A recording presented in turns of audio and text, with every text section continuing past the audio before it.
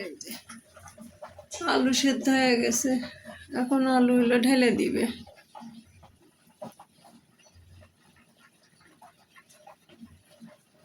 আলু কাটাটা ফাইন হয়েছে, একবারে পাতলা পাতলা পাতলা করে কাটলে পরে পাপড় দেওয়া ভালো হয়।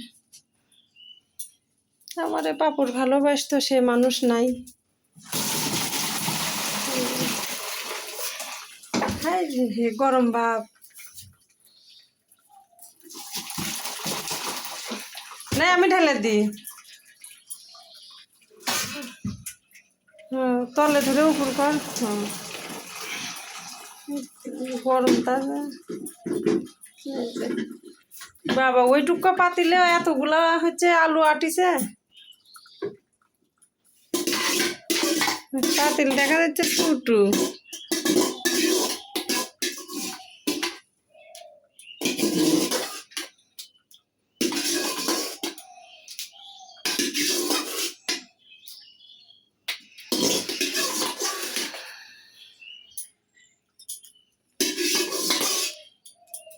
আলু যতগুলা কেটে নিছে না, সবগুলা এইভাবে সেদ্ধ করে ঢেলে দিবি ঢাকার মধ্যে। তারপরে ওই যে ছাদের উপর রোদে একটা একটা করে নেড়ে দিলে শুকায়া যাবে। তারপরে হলো পাপড়, পরে ভাইজা ভাইজা খাওয়া। আচ্ছা, পাপড় দিতে থাকারও সমস্যা নাই।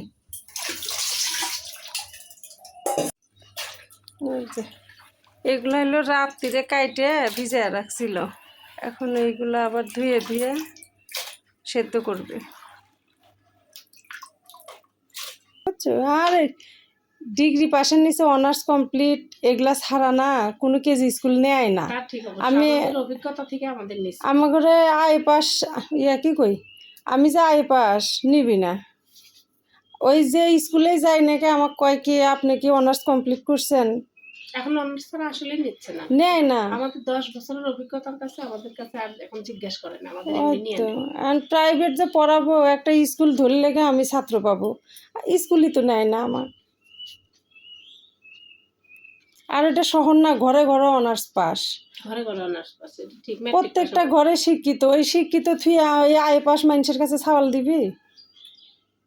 গ্রামের মধ্যে হলে একটা কথা, শ্বশুর বাড়ি যে থাকবো ওখানে তো থাকার মতো পরিবেশ নাই, থাকবো কি করে। আমি তো চারিদিক দিয়ে বিপদে পড়ে গেছি।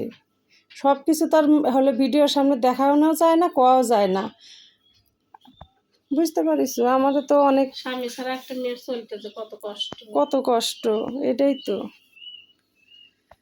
যারা ভালো থাকে তারা কষ্টটা বুঝে না, সমস্যাটা বুঝে না। কষ্টই স্বামী ছাড়া কষ্টই, বুঝছো।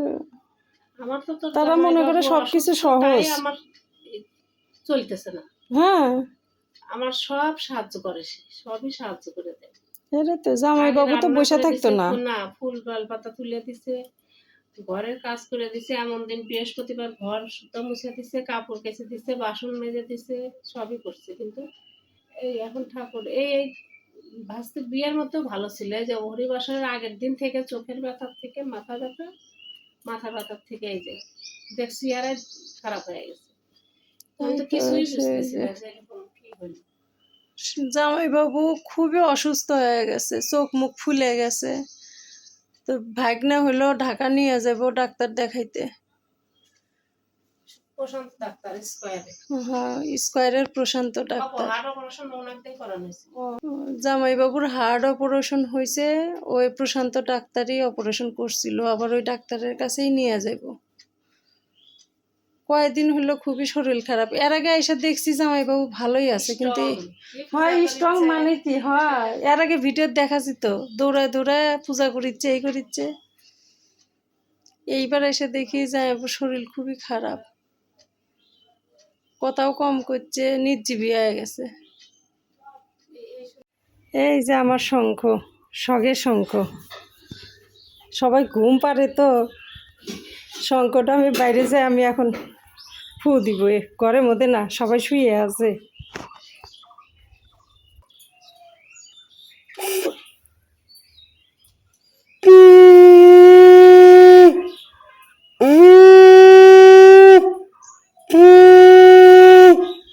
এই যে সেই সুন্দর। তো এই শঙ্খটা আমি নিলাম।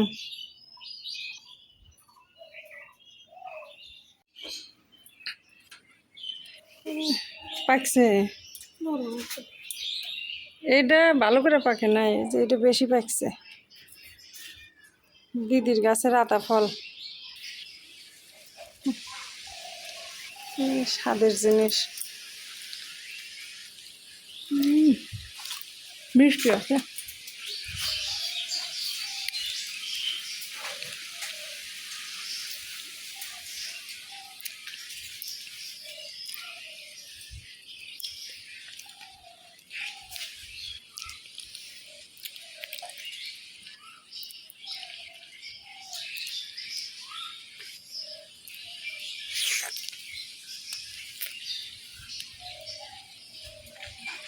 বাজারে দাম করলে কত চায়? 100 টাকা করে। আমার নাটোরে এই সাইজের গুলো 100, আর এর থেকে একটু বড় আছে ওগুলো 150। কয় কি আতা ফলে কোনো সার নাই, আতা ফল হলো সবাই খাবার পারে। কি দিব দে, এনেই তো।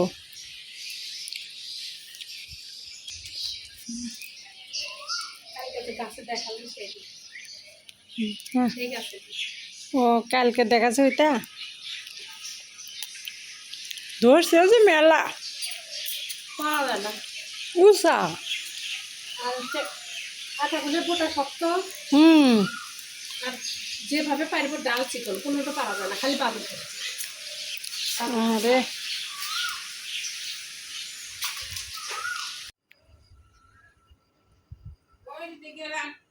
আচ্ছা, কি করছে? কিসের ভাব নিছে?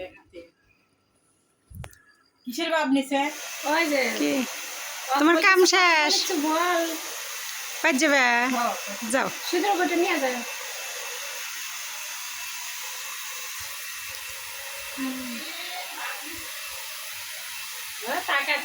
রাত হয়ে গেছে।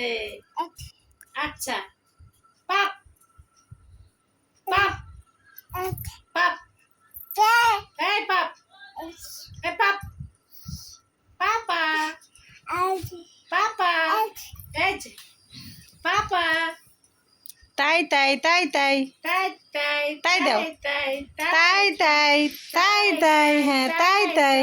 আর পাতা আছে হাতের মধ্যে দিতে পারি।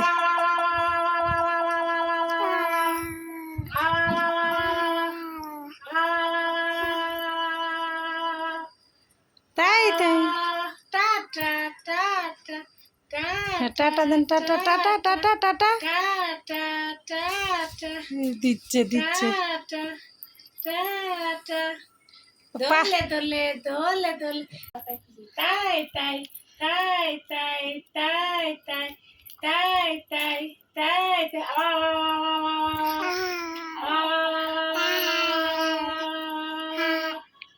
নাচে নাচে নাচে নাচে নাচে নাচে নাচে নাচে নাচে নাচে নাচে নাচে আর্টিফিশিয়াল আর্ট, নাচে নাচে নাচে নাচে দাদা নাচে। এই যে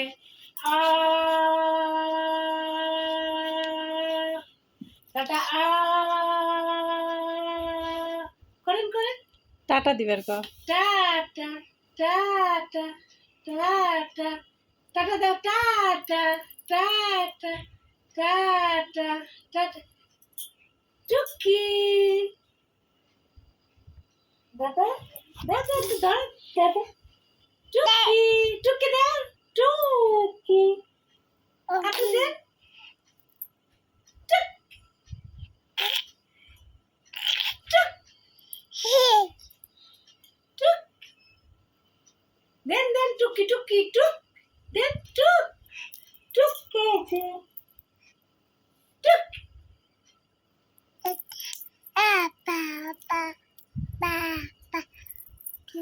টুকি, এই যে টুক টুক টুক টুকি, এবার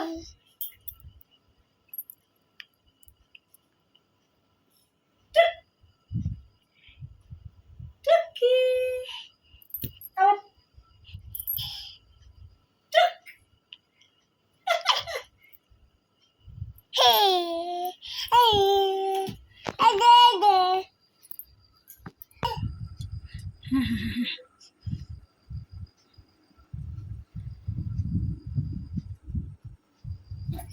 মা কি সুন্দর দাঁড়াইছে। আবার আবার আবার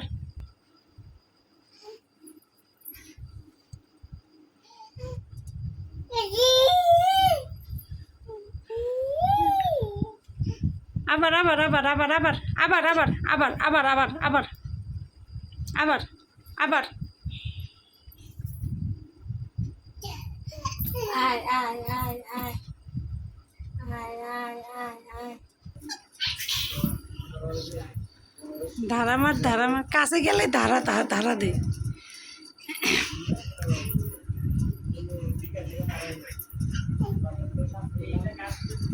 ধারা দে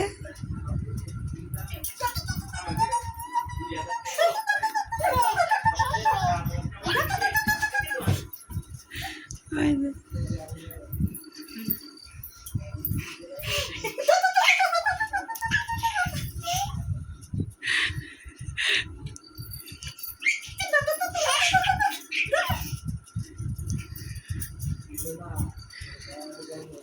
অত খেলো না অত খেলো না অত খেলো না আসো আসো আসো আসো আসো আসো দেখ তো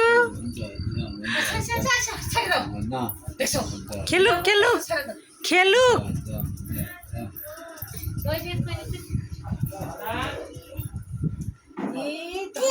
কে দেখছিস কইলো কে ওই কাকা ধর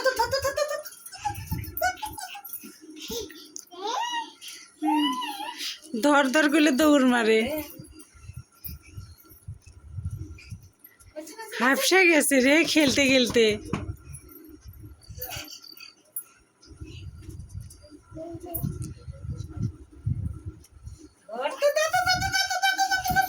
কি করতেছে দেখ এখানে একটা ধরতে ধরতে পড়াচ্ছে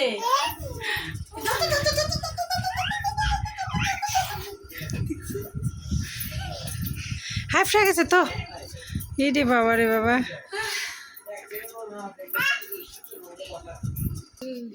লেবু জল দে আপনি যে কইলাম আপনি খোল টোল বাজায়েন না, আপনার শরীর ভালো না।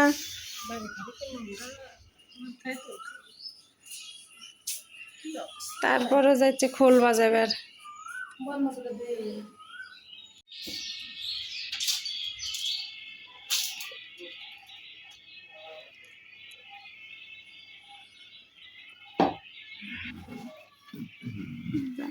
কীর্তনে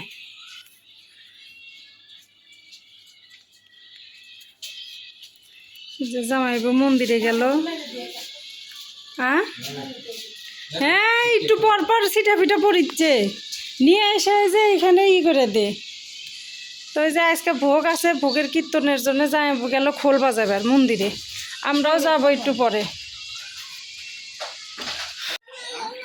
মামুনি মামুনি এই যে আমরা এখন মন্দিরে যাচ্ছি। তাকাও তাকাও তাকাও, এই যে মন্দিরে যাচ্ছি খাইতে।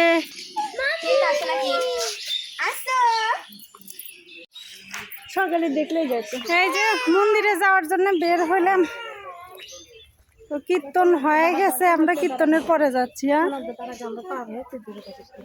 হ্যাঁ তো এই তো বের হয়েছি কীর্তনে যাওয়ার জন্য। ওই যে আমার দিদি, ওই যে ভাগ্নি, ওই যে আমার ময়না, মামুনি, তোর মা একদিন তো চর্চর করেছিল। সবাই বের হয়েছে। এই যে সবাই হাঁটা ধরছে।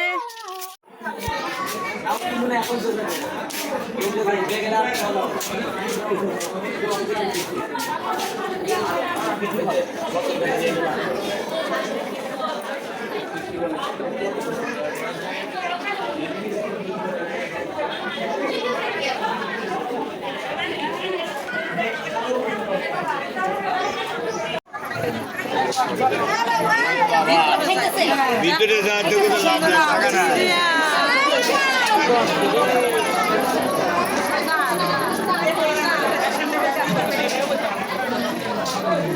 ভালো আছো? খাইছাও খাইছাও কেমন লাগছে? কি?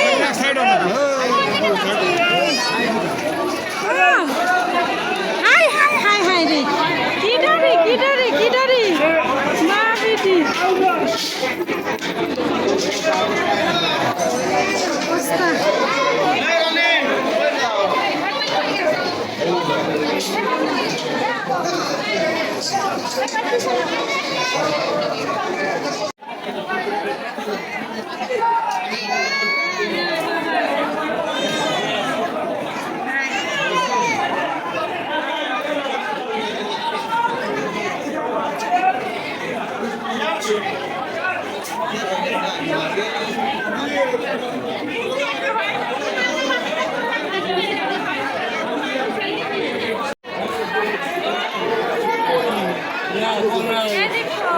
কোনার দিক তো ভালো জায়গা থাকে ছবি তোলা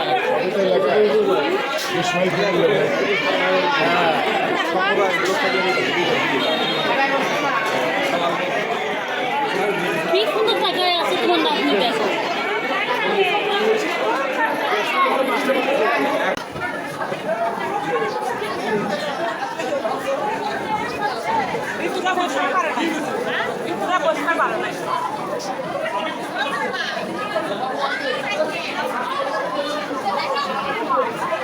আমি ইচ্ছা করে বসিনি ওখানে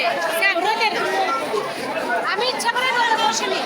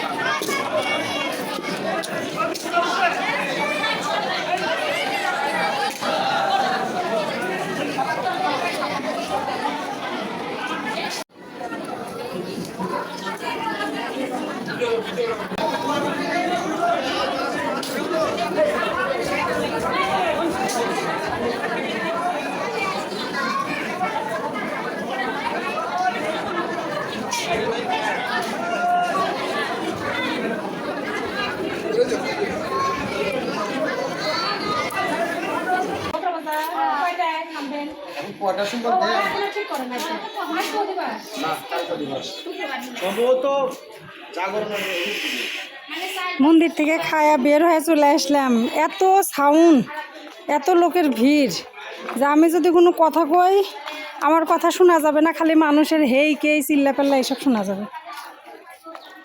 তো এই যে বৌদি আসছে, বৌদির সাথে একটু কথা বলি। হ্যাঁ হ্যাঁ বৌদি, তোমার সাথে একটু কথা আছে। আমার যারা হিন্দু ভাই বোন আছেন তাদেরকে জানাচ্ছি নমস্কার, এবং মুসলমান ভাই বোন যারা আছেন তাদেরকে জানাচ্ছি আসসালামু আলাইকুম। তো আমি কয়েকদিন হলো হরিবাসর উপলক্ষে আমার মেজো দিদির বাড়িতে এসেছিলাম। কি যে কষ্ট এই দিক দিয়ে নামা, এই দেখেন খুব কষ্টের নিচে নেমে আসছি। এদিক দিয়ে নামা যায় না, একটাও ঠিকঠাকভাবে পুড়ে নাই, উল্টাপাল্টা হয়ে সব পুড়ে আছে। তো আমি আছি সিরাজগঞ্জের চান্দাইকোনা ঘোষপাড়ায়। ঘোষপাড়ায় শুধু আমার মেজো দিদির বাড়ি না, ঘোষপাড়া আমার বাবার বাড়ি। আমার বাবার জন্মস্থান নাটোর জেলা তারাস থানা বিয়াস গ্রাম। তো ওইখান থেকে আমার বাবা সাধনা ঔষধালয়ের ব্যবসা করতো। তো বিয়াস একটা গ্রাম, বিয়াস থেকে শহরে আসতে হইতো এই ব্যবসার জন্য। তো যাতায়াত খুব কষ্ট ছিল। পরবর্তীতে আমার বাবা এই চান্দাইকোনা ঘোষপাড়ায় এক ঘোষ কাকার বাড়িতে ভাড়া ওঠে। তো তখন আমি হয়েছিলাম। তো আমি ছোট থেকেই এখানে মানুষ হয়েছি, ছোট থেকেই বড় হয়েছি, এখানেই আমার বিয়ে হয়েছে। তো পরে আমার বাবা যখন মারা যায়, মারা যাওয়ার পরে আমার ছোট দাদা, মানে যে দাদা ইঞ্জিনিয়ার, সেই দাদা হাওয়ালদার পাড়ায় কিছু জমি কেনে। তো জমি কেনার পরে সেখানে বাড়ি করে। তো তারপর থেকে আমার দাদারা হাওয়ালদার পাড়াতেই থাকে। তো যেহেতু আমি ঘোষপাড়ায় মানুষ হয়েছি, আমার ঘোষপাড়ায় অনেক স্মৃতি লুকিয়ে আছে। এই যে নদীটা দেখতে পাচ্ছেন, আমি আপনাদের নদীটা ভালো করে দেখাই।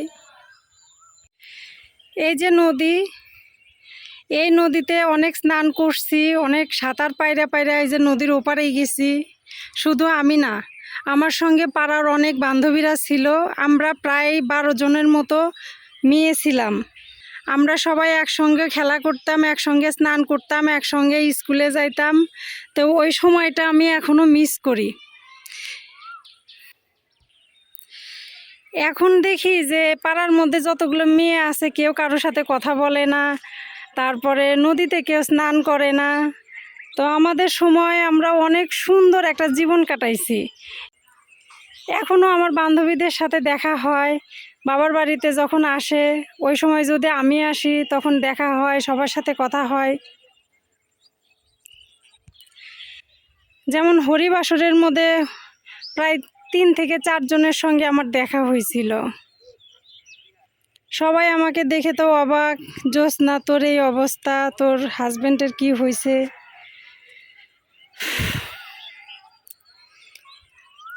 তো এইখানে আমার অনেক স্মৃতি। এই যে এইটা হলো ঘোষপাড়া, এই যে এইটা আমার বান্ধবীর বাসা। এই বান্ধবীর নাম মৌসুমী। অনেকগুলো বান্ধবী ছিল। ওই যে শ্মশান ঘাট, এই দেখেন, এই যে এইটা হলো শ্মশান ঘাট। এই শ্মশান ঘাটে আমার মা বাবাকে দাহ করা হয়েছে।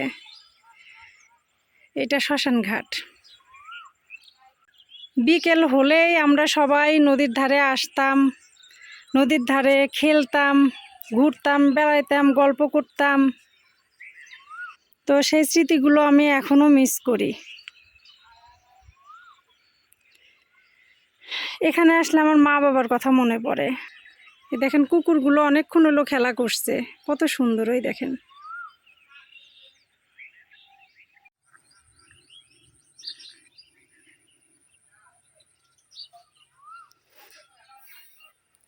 নদীর ওপারে সবাই সবজি চাষ করে। সাতটায় ওপারে যাইতাম, শাখা আলু তুলে শাখা আলু খাইতাম, আবার সাতটায় নদীর এপারে চলে আসতাম। আর নদীর ঘাটে অনেকক্ষণ সময় কাটাইলাম। এখন দিদির বাড়ির দিকে চলে যাই। রাস্তাটা খুবই খারাপ। তো অনেকক্ষণ কথা বললাম, অনেকক্ষণ সময় কাটাইলাম। আমি বেশি কিছু আপনাদের জানাইতে পারলাম না, আমি সামান্য কিছুই আপনাদের সাথে শেয়ার করলাম। এই পাড়াতে আমার অনেক স্মৃতি জড়াইয়া আছে।